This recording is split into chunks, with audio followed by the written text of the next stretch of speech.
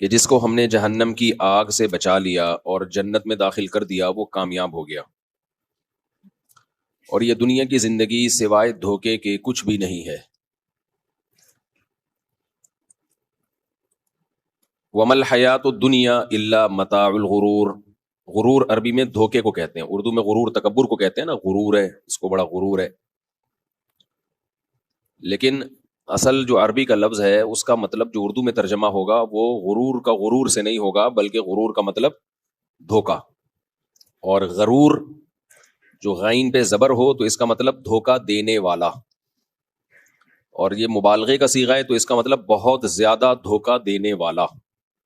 تبھی قرآن کہتا ہے وَلَا يَغُرَّنَّكُمْ بِاللَّهِ الْغَرُورُ، تمہیں اللہ کی طرف سے دھوکے میں نہ ڈال دے الغرور، دھوکا دینے والا، یعنی شیطان جو دھوکا دیتا ہے وہ تمہیں اللہ کی طرف سے دھوکے میں نہ ڈال دے۔ اردو میں مغرور کہتے ہیں جو متکبر ہو، اور عربی میں مغرور جس کو دھوکا دیا گیا ہو، یعنی آپ نے کوئی خرید و فروخت کی اور کسی نے دھوکے سے آپ کو کوئی چیز پہنا دی۔ کراچی میں اکثر پہنائی جا رہی ہوتی ہیں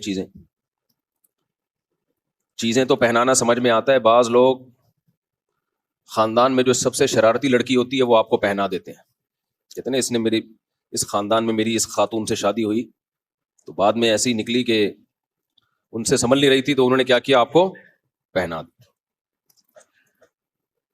تو آپ کے ساتھ دھوکا ہو گیا۔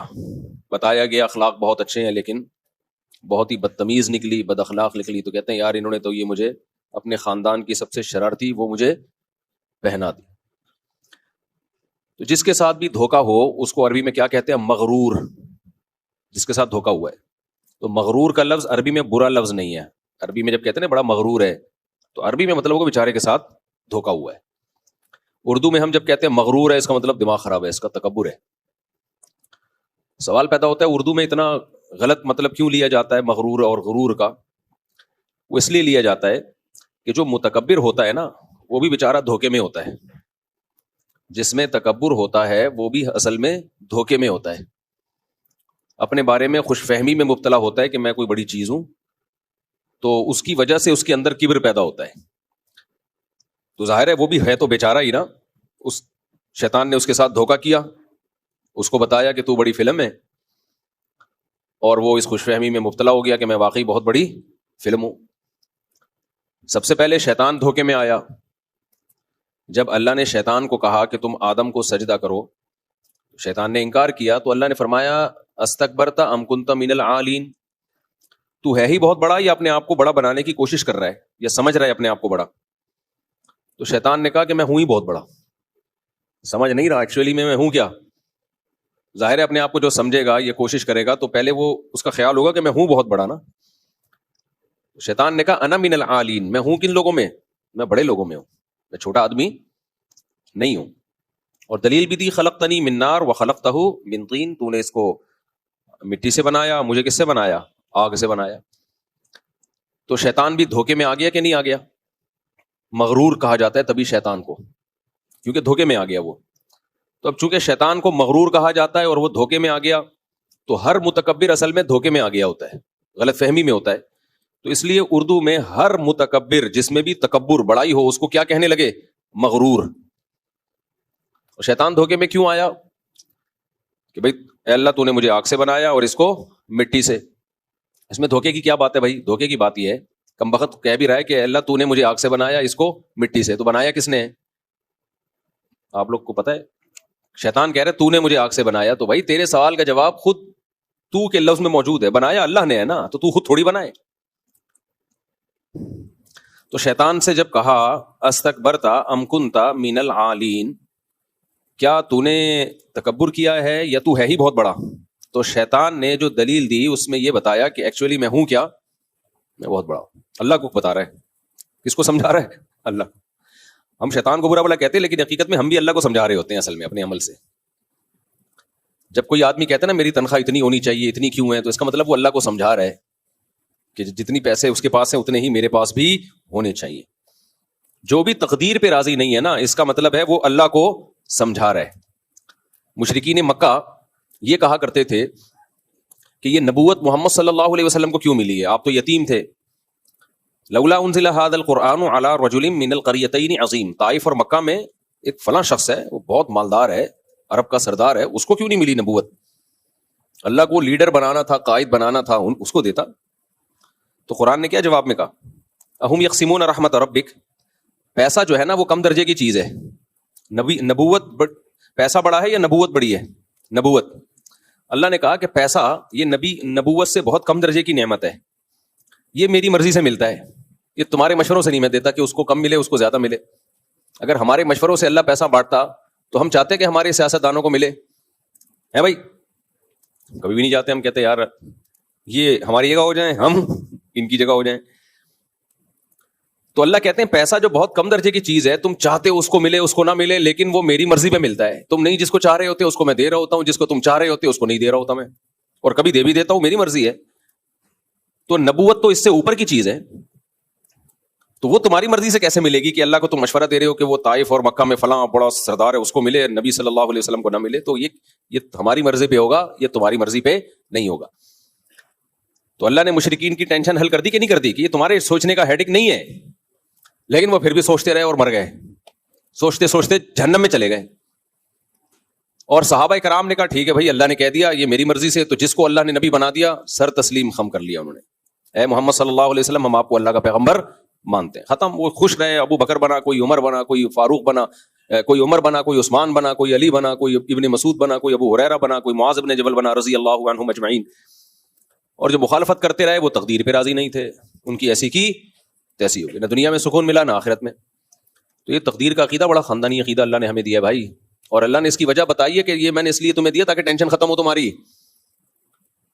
ٹینشن صرف نیند کی گولیوں سے ختم نہیں ہوتی. نیند کی گولیاں کھا کے سو گے, جب اٹھو گے تو پھر وہی خیالات آئیں گے نا, تو خیالات پہ کون روک سکتا ہے بھائی؟ تھوڑی سا ریلیکس ہو جاتا ہے آدمی, جو غیر اختیاری طور پہ دماغ ادھر ادھر چل رہا ہوتا ہے وہ تھوڑا سا سیٹ ہو جاتا ہے, ورنہ جب پھر وہی خیال آئیں گے تو وہی انزائٹی, وہی ڈپریشن. تو اس کا حل اللہ نے کیا بتایا؟ اپنی طرف سے نہیں کہہ رہا بھائی, 28ویں پارے میں فرمائے لکئی لا تأسوا علی ما فاتکم ولا تفرحوا بما آتاکم. ہم نے تمہیں تقدیر کا عقیدہ اس لیے بتایا ہے کہ جب تمہیں کوئی نعمت ملا کرے اترایا نہ کرو, خوش ہوا کرو, اترایا مت کرو. کیوں؟ یہ سوچ کے کہ یہ اللہ نے لکھی تھی, تو یہ دی کس نے؟ اللہ نے. تو جب اللہ نے ایک نعمت دی ہے تو اترانا کیسا بھائی؟ تو جب آدمی سوچتا ہے, قرآن کہتا ہے لکئی لا تأسوا علی ما فاتکم, جو نعمت تم سے چھن جائے اس پہ افسوس مت کرو. افسوس کا مطلب یہ کہ غم میں مت جاؤ بھائی, اللہ نے نہیں دینی تھی نہیں دی, ہر ایک کو ہر چیز نہیں ملتی. ولا تفرحوا بما آتاکم, اور جو نعمت ملی ہے اس پہ اتراؤ مت, بلکہ یہ سمجھو کہ کس کی دین ہے یہ؟ بولو, یہ خدا کی دین ہے, یہ اللہ کی دین ہے. جب اللہ نے دی ہے تو بھکاری بھیک پہ اتراتا تھوڑی ہے, شکر ادا کرتا ہے. کسی فقیر کو سوٹ ٹائی پہنا دیا آپ نے, نہلا دھلا کے سروس کروا کے, اس کو آپ نے سوٹ ٹائی پہنا دیا اور ایک اچھا سا موبائل اس کی جیب میں ڈال دیا, تو وہ اکڑ کے چلے گا؟ اس کو پتا ہے, محلے والوں کو پتا ہے میں بھکاری تھا, میرے پاس گٹکے خریدنے کے پیسے نہیں ہوتے تھے, اور اس نے مجھے کتنا پروٹوکول دیا. تو وہ اترائے گا نہیں, شرم سے گڑ جائے گا زمین میں کہ میں کہاں اس قابل بھائی, میں تو دھوتی بنیان میں گھومنے والا, تو میں کہاں اس قابل. تو اب شیطان کو مغرور کیوں کہا جاتا ہے؟ اس لیے کہ وہ دھوکے میں آ گیا اور کہنے لگا اے اللہ تو نے مجھے آگ سے بنایا اور اس کو مٹی سے. اب دھوکا کہاں سے ہو رہا ہے بھائی؟ تیری بات کا جواب تیری اسی بات میں موجود ہے کہ بنایا کس نے؟ اللہ نے. تو اللہ نے بنایا تو وہی اللہ تجھے کہہ رہا ہے نا سجدہ کر لے, خود سے تھوڑی بنائے تو. اگر آگ سے بننا کوئی نعمت ہے بالفرض, تو یہ نعمت دی کس نے ہے؟ اللہ نے دی ہے. تجھے بھیک میں ملی ہے تو اپنی تھوڑی ہے, تو اترا کس بات پہ رہا ہے؟ آپ کے ابا نے آپ کو ایک موبائل دیا اور بولا یہ چھوٹے بھائی کو گفٹ دے دو, آپ کہہ رہے ہو میرا موبائل میرا موبائل, ابا کہے گا تیرا کہاں سے ہے, ابھی میں نے تجھے دیا ہے. تو ایک دھوکا تو شیطان کو یہ ہوا کہ وہ یہ آگ سے بننے کے پروسیس کو دیکھ رہا ہے اور خود بول بھی رہا ہے کہ تو نے بنایا, اس کے باوجود اس کی کھوپڑی کام نہیں کر رہی. دوسری اس کو گڑبڑ یہ ہوئی, جو آج کل ایتھیس لوگوں کو ان کو بھی اسی بات سے دھوکا ہوتا ہے. یہ ملحد اور ایتھیس لوگ خدا کا انکار کرتے ہوئے کہتے ہیں کہ یہ کائنات اتنی بڑی ہے اور اس میں یہ زمین ایک بہت ہی چھوٹا سا ذرے کا ذرہ بھی نہیں ہے, یہ اتنی بڑی کائنات ہے, اور اس میں یہ ایک انسان ایک بہت چھوٹی سی مخلوق ہے. تو یہ جو قرآن کہتا ہے اور اسلام کہتا ہے کہ یہ پوری کائنات انسان کے لیے, اور یہ سب انسان کے لیے مسخر کیا ہم نے, اور تو کہتے ہیں جو خدا بنانے والا ہے وہ اتنی پدی سی مخلوق کو اتنا پروٹوکول کیوں دے رہا ہے بھائی؟ سمجھ میں آ رہی ہے بات؟ یعنی اس کی مثال ایسے ہے کہ آپ نے گھر میں بلایا مہمانوں کو، بہت سارے مہمان آئے، آپ کھانا کھلا رہے ہو چیونٹیوں کو، ٹھیک ہے نا، بڑے بڑے قد کے لوگ بیٹھے ہوئے تھے آپ کے سامنے، آپ نے چیونٹیوں کے لیے دسترخوان لگایا. لوگ بولیں گے بھائی یہ اتنی حقیر فقیر ناچیز سی مخلوق کو تم اتنا پروٹوکول کیوں دے رہے ہو؟ تو کہتے ہیں یہ کائنات میں انسان کی کوئی 2 ٹکے کی حیثیت نہیں ہے. اتنی بڑی کائنات، سورج ہم سے کتنے لاکھ گنا بڑا، پھر وہ کہکشائیں، اور پھر ایک کہکشاں اور ایک دوسری گلیکسی کے درمیان فاصلہ کتنا ہے، پھر وہ اس میں یہ تو ایک ذرہ بھی نہیں ہے، ذرہ بھی زیادہ ہے کہنا. تو اس کا جواب بھی وہی ہے جو شیطان کو جواب، اگر بھی شیطان سے ملاقات ہوئی تو میں اس کو بھی سمجھاؤں گا کہ تو جو غلط فہمی میں آیا نا، ویسے تو سمجھ گیا ہوگا، اس کے اچھے بھی سمجھ گئے ہوں گے، ابھی نہیں سمجھے تو جہنم میں تو سمجھ ہی جائے گا. تو اس کو غلط فہمی ہو رہی ہے کہ میں کس چیز سے بنا ہوں، اس سے غلط فہمی ہو رہی ہے. تو ملحد کو بھی اس سے غلط فہمی ہوتی ہے کہ ہمارا سائز اس کائنات میں بہت چھوٹا اور ہم ایک مٹی سے بنی ہوئی مخلوق ہیں، تو کیوں خدا اتنا پروٹوکول ہمیں دے رہا ہے، کہہ رہا ہے پیغمبر بھیج رہا ہوں تمہارے لیے، آسمانی کتابیں نازل کر رہا ہوں، وَسَخَّرَ لَكُم مَا فِي السَّمَاوَاتِ وَمَا فِي الْأَرْضِ، جو کچھ آسمانوں میں زمین میں سب کا سب میں نے کس کے لیے؟ تمہارے لیے بنایا. اس کا جواب یہ بھائی انسان کی فضیلت اس میٹیریل کی وجہ سے نہیں ہے جو اس میں ڈالا گیا ہے.